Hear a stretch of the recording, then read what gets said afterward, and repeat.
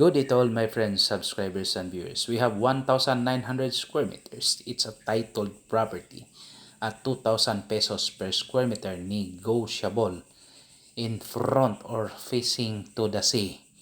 So, it is along Barangay Road, and across to the road is the sea. So, sa kabila ang dagat na. So, nobody owns to the sea, no? Ikaw lang, kasi ikaw nandyan sa harapan. So, the problem is it was a lost title. So, during typhoon audit, it was lost. So, maybe we can have a reissuance through court hearing. Then, it takes around 3 to 6 months. So, depende sa abogado. So, maybe we can ask the owner to have a negotiation with the owner. For example, a down payment and then full payment upon the releasing of the title. So, that would be happen, guys. So, i-finalize lang natin kung bilhin natin yung front.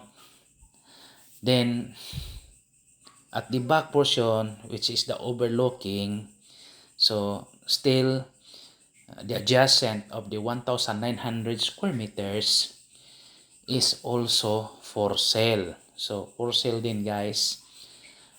3,295 square meters, clean title, at 1,500 pesos negotiable. So, ang kagandahan dito, guys, pag magtayo ka ng bahay dito sa 3,000, napakaganda, overlooking to the sea talaga.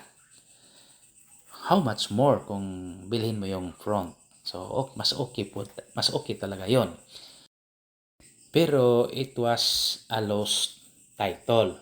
Need to have a reissuance. So, again, going back this 3,295, it has already a road right of way. So, may road right of way na yan. Wala na yang problema, guys. So, water, may water line din dyan. Electricity, no problem. So, signal, okay din. So, Bagakay, Talibon, Bohol is just almost boundary of Hitape. Hitape, Bohol. Hitape, Bohol has seaport going to Cebu. There are so many boats.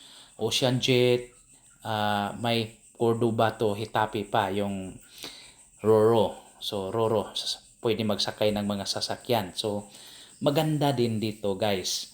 So, malapit lang ito sa highway. So, super ganda yung property natin. At if you are going to visit, just contact me and please subscribe our YouTube channel. Okay? Thank you and God bless to all. Happy viewing. Bye!